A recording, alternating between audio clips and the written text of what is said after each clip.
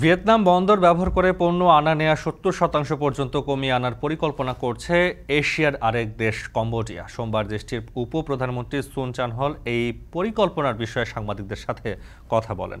রয়টার্সকে তিনি জানান, ফুনান টেকনো ক্যানাল প্রজেক্ট শীর্ষক একটি প্রকল্পের আওতায় একটি খালের সাহায্যে মেকং নদীর অববাহিকা ও কম্বোডিয়ার উপকূলকে সংযুক্ত করা হয়েছে। এই প্রকল্পের বাস্তবায়নে কম্বোডিয়াকে $170 কোটি তহবিল দেয় চীন।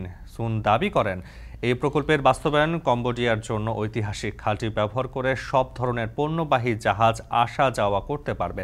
প্রকল্পটি চালু হলে ভিয়েতনাম বা অন্য কোনো দেশের বন্দরের উপর সরাসরি নির্ভর করতে হবে না, এমনটাই আশা করছেন তিনি।